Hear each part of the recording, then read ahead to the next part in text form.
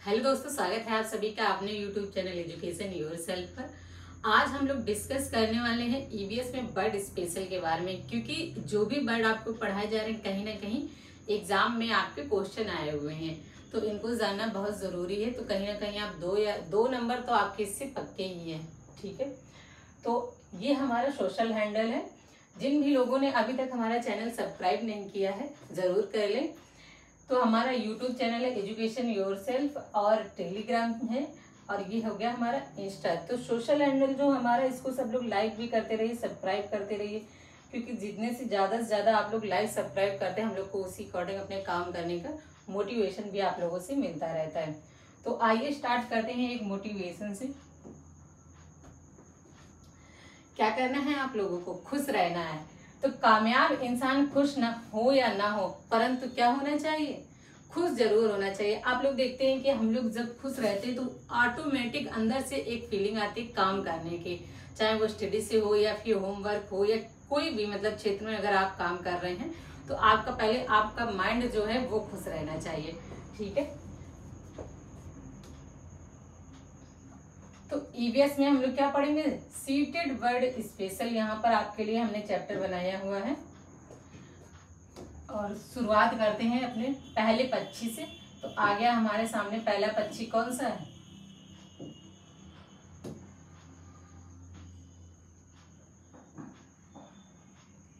कोयल। ये देखिए कोयल है, ब्लैक कलर की।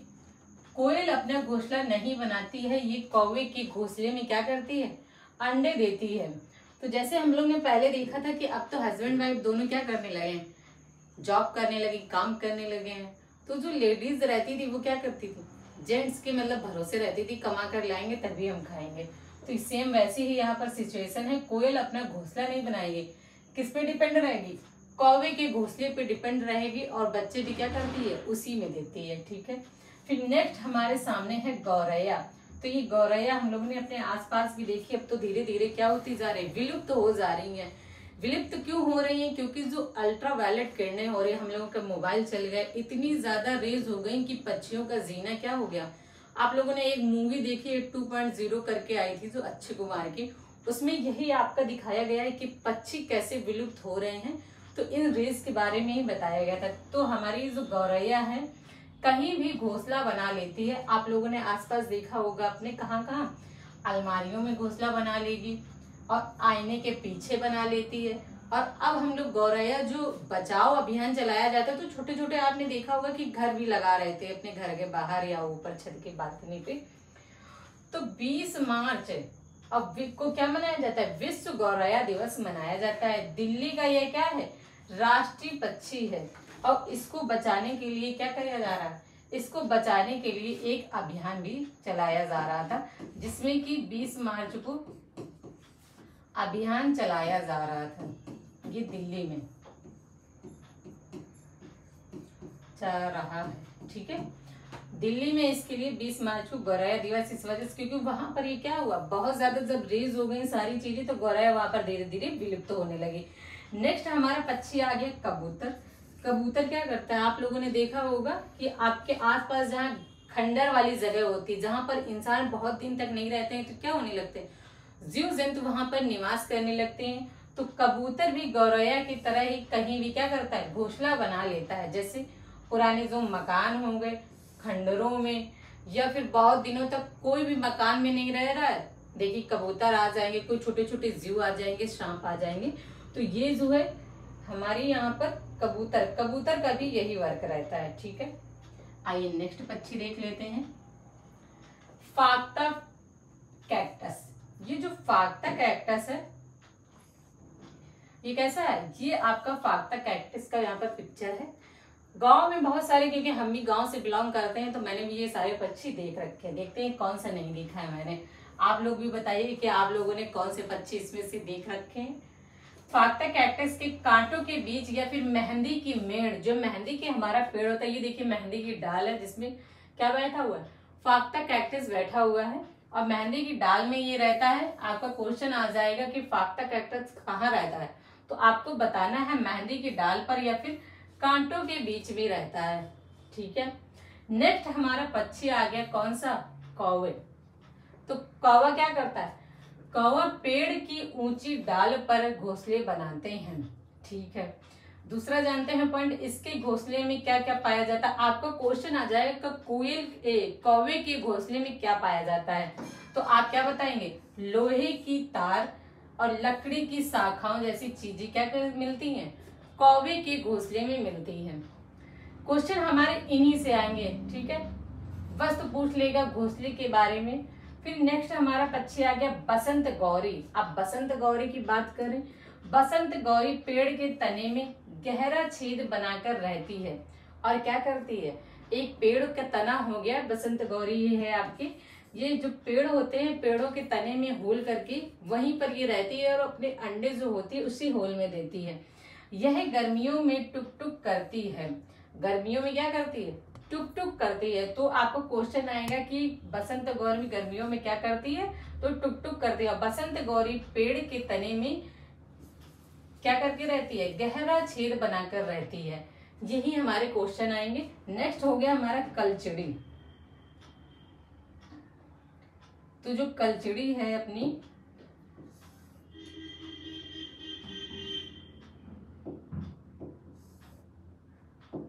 ये आपके सामने यहाँ पर आ गई कलचड़ी, डायग्राम ये देख लीजिए। ठीक है, कलचड़ी इंडियन रोबिन, अब किसकी बात हो रही है, इसको क्या बोलते हैं, इंडियन रोबिन भी इसे बोलते हैं। ये क्या करती है, पत्थरों के बीच में घास से बने घोंसले बनाती है। ये ब्लैक कलर की आपको दिख रही जो कोयल जैसी ही, ये क्या करती है, ये पत्थरों के बीच में घास से बने घोंसले में रहती है और उसके ऊपर क्या क्या किससे किससे घर बनाती है, अपना मतलब घोंसला बनाती है। अब इनको घर ही बोलेंगे क्योंकि इनके जो घर होते हैं वो क्या होते हैं, घोंसले को ही बोलेंगे। उसके ऊपर ऊन, बाल, रुई, नाजुक टहनियां बिछाकर बिछी होती हैं। ठीक है, जो कलचड़ी का घर हो गया वो किससे बना होगा आपका, ऊन से बनेगा, बाल से बनेगा, रुई से बनेगा और नाजुक टहनियों से बनेगा। फिर आइए देखते हैं नेक्स्ट पक्षी के बारे में, शक्कर खोरा। अब किसके बारे में हम लोग पढ़ेंगे, शक्कर खोरा के बारे में।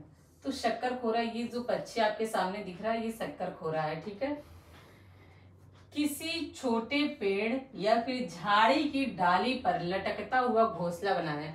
इस तरह से देखिए, इस तरह से इसका एक पेड़ हो गया, पेड़ पे इस तरह से लटकता हुआ ये लोग क्या करते हैं, शक्कर खोरा क्या करता है, अपना घोंसला बनाता है।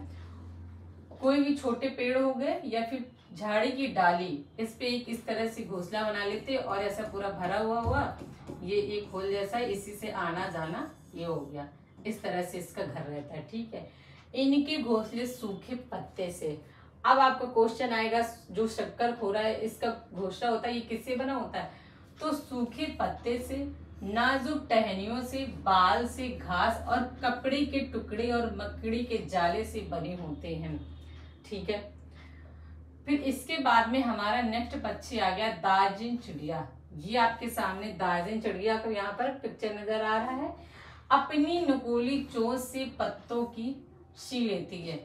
अब ये दार्जिन चिड़िया क्या करती है, दो आपके ये जो पत्ते हो गए, ये दार्जिन चिड़िया का डायग्राम है, ये आपके जो दो पत्ते हो गए, तो ये क्या करती, इसी पत्ते को धीरे धीरे क्या करेगी, एक और पत्ते से ये बीच में इसने क्या कर लिया, सिल लिया। अब सिलने के बाद में जब दोनों यहाँ पर इस तरह से बन गए, तो ये जो दोनों पत्ते जब बन गए तो ये क्या करती, इसी के बीच में इस तरह से इसके रहने का यहाँ पर एक घोंसला बन गया और ये अपने भी क्या करती, जो अंडे देती है, इसी थैली जैसी बन गई, इसी थैली में ही क्या करती है दार्जिन चिड़िया अंडे देती है। तो उसके बीच बनी थैली को अंडे देने के लिए तैयार करते हैं। ये कौन करता है, ये हमारी दार्जिन चिड़िया करती है। नेक्स्ट देखते हैं पक्षी कौन सा है, वीवर पक्षी।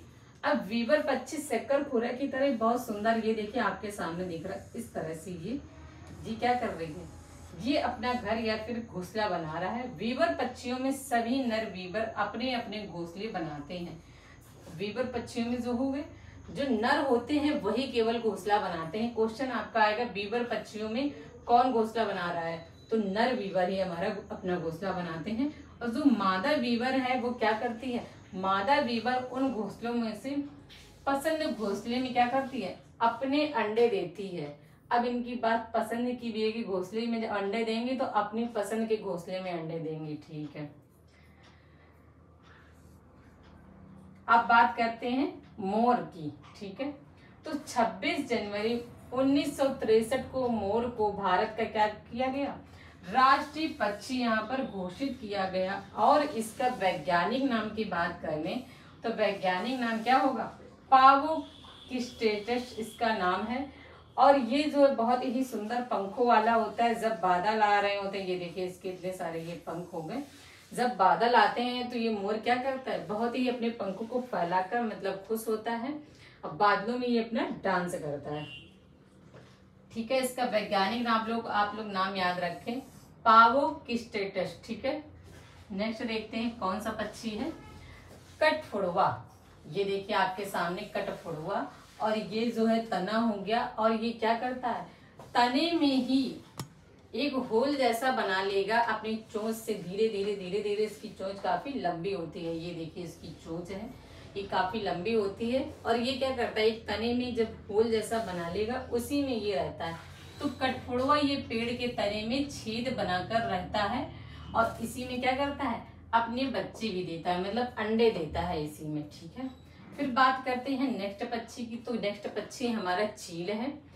तो चील 2 किलोमीटर तक दूरी की वस्तु क्या कर सकता है, देख सकता है। हम लोगों की तो आंखें इतनी तेज नहीं होती ना कि 2 किलोमीटर, लेकिन चील की आंखें जो है वो बहुत तेज होती हैं।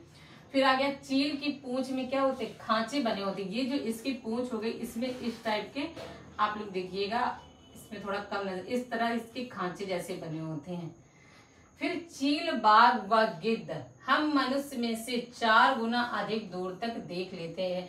आप बात करें चील की, या फिर आप बात करें बाघ की, या फिर गिद्ध की, तो ये जो तीनों पक्षियों की बात कर रहे हैं और जानवर की, तो ये बाघ, तो ये तीनों क्या कर लेते हैं, इनकी जो नजर होती है वो बहुत तेज होती है, मतलब अपनी जो हम लोग 1 गुना, तो ये लोग हमसे 4 गुना वस्तु को देख सकते हैं। ठीक है, फिर बात करते हैं उल्लू। उल्लू से आपके बहुत सारे क्वेश्चन अपने एग्जाम में आए हुए हैं। तो उल्लू अपनी गर्दन पीछे 360 डिग्री तक घुमा सकता है। क्वेश्चन हमारा यही था कि जो उल्लू है वो अपनी गर्दन को कितना घुमा सकता है, तो हमारा राइट आंसर यहाँ पर 360 डिग्री, ये आपका क्वेश्चन आया हुआ है पिछले वर्षों में। फिर देखिए उल्लू की आंखें क्या होती है, मानव की तरह सामने होती हैं, मतलब जो हमारी आंखें ये दोनों है ना, इसी तरह से उल्लू की भी आंखें होती हैं, मतलब ऐसा लगेगा कि बिल्कुल सामने ही देख रहा है। और ये अपनी गर्दन क्या करता है, झटके से, अपनी गर्दन जो है झटके से एकदम घुमा ले, मतलब 360 डिग्री पर राउंड राउंड कर लेगा। लेकिन हम लोग क्या करेंगे, ऐसा नहीं कर पाते हैं। ठीक है, अगर ऐसा कर पाएंगे, मतलब जो भी बच्चा कर पाएगा, जो भी कर लेगा, वो उल्लू का आ जाएगा। तो नेक्स्ट हमारा जो पक्षी है वो गिद्ध आ गया। ठीक है, गिद्ध मरे हुए जानवर को खाकर क्या करता है, सफाई करता है, और ये आकाश में ऊंचाई पर उड़ता है। तो जो गिद्ध थे अब ये धीरे धीरे क्या हो रहे हैं, विलुप्त भी हो रहे हैं। तो जो रेड डेटा बुक में इसका नाम भी आ रहा है कि विलुप्त होने वाला पक्षी कौन सा है, तो वो भी हमारा गिद्ध ही है। गिद्ध का ऐसा था कि धीरे धीरे एक ऐसी दवाई चली कि जानवर, जिसमें जानवर खा ले रहे थे, तो इसका काम क्या रहता है, जानवरों को खाना। तो जो मर जाते हैं जानवर उनको ये खाता है, डेक्नोफेनिक। तो ये जो दवाई थी इसका अब वैसे इंडिया में और हर जगह अब इसको रोक लगा दी है, जिससे कि गिद्ध की यहाँ पर पूरी तरह से समाप्ति ना हो। तो जब गिद्ध जानवरों को खाते थे, मरे हुए जानवरों को, तो ये क्या करते थे, इनकी भी मृत्यु हो जाती थी। जब दवा पर रोक लगाया जाएगा तो क्या होगा, गिद्ध को यहाँ पर बचाया जा सकेगा। अब हमारा नेक्स्ट पक्षी आ गया मैना। ये तो मैंने बहुत देखी हुई है। मैना अपनी गर्दन आगे पीछे करती है। हमारा ये भी क्वेश्चन आ चुका था कि अपनी झटके से गर्दन आगे पीछे कौन कर लेता। तो जो मैना होती है ये झटके से अपनी गर्दन को आगे और पीछे कर सकती है। फिर नेक्स्ट आ गया हमारा पक्षी इंडियन रोबिन, मतलब कलचिड़ी की चोंच से लाल होती है। ये जो है कलचिड़ी की चोंच अंदर से क्या होगी, फिर लाल हो जाएगी। इसकी जितनी भी अंदर ये चोंच है ये आपका इंडियन रोबिन है। और ये क्या है, इसकी जो चोंच है ये अंदर से कैसी होती है, लाल हो जाती है। ठीक है, और ये भी क्या करती है, ये भी एक पेड़ होगा उस पे जो है होल बनाकर ये भी रहता है। ठीक है, ये पेड़ हो गया, उस पे ये भी एक होल बनाकर अपना घर मतलब अंडे इसी में देने का काम ये करती है। तो दोस्तों जितने भी क्वेश्चन आएंगे आपके पक्षियों से रिलेटेड, तो वो सारे इन्हीं पक्षियों में से आने वाले हैं, जो जो मैंने आपको बताए हुए हैं।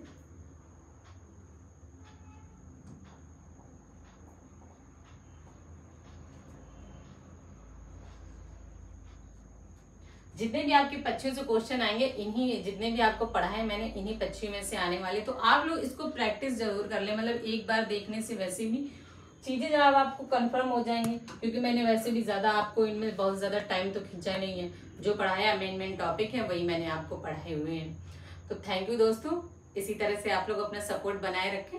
Thank you.